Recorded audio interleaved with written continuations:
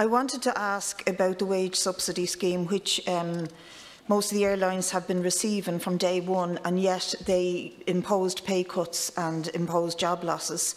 And I think when there's an advocacy to say that the state needs to step in and give more support, then we should be looking at, according to the submission here, what they've done in Iberia, KLM and Air France, which is actually to attach conditions to state support that's given to airlines, so they can't change workers' conditions, they have to protect jobs, they can't create redundancies. And I'd just like a comment on that. How, if the Irish state were to give more supports on top of the wage subsidy scheme, how would they attach similar restrictions on the employer to stop abuse of the worker? Deputy, we have included in our submission that the extension of the wage subsidy scheme absolutely must include binding commitments from the employers that are availing of that scheme, that there will be no compulsory redundancies, that there will be no permanent reduction in employees' terms and conditions of employment. And we also believe that for the aviation industry, the rate of payment should be adjusted as well. Because for many of the workers in Aer Lingus, for example, that are working on 30%, they are just receiving the wage subsidy only. And you know, the people that were earning and have built their financial obligations around their pre-COVID earnings now find themselves in a situation where they're earning €700 a fortnight, and people are trying to raise their families and meet the obligations on that.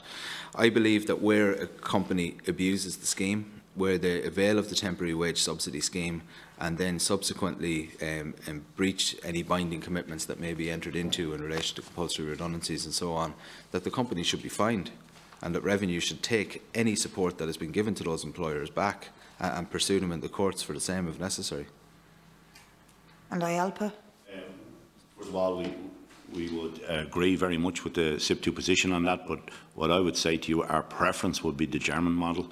I think if Angela Merkel and the German government are willing to take a 9 billion position in Lufthansa, they took 20% of the airline and put 2 people on the board of Lufthansa. I think it's not a million miles from the French position. Also, as a halfway house, you have the Spanish government, which said you get the billion underwritten on the grounds that there will be no redundancies. What is going on in the industry right now sharply shows the way the Irish government approaches workers and workers' rights and worker security is very different to what goes on across Europe. Thank you very much, Mr. Cullen, and thanks, Deputy Smith, for that very important. Thank you, Chair. Thanks. Okay.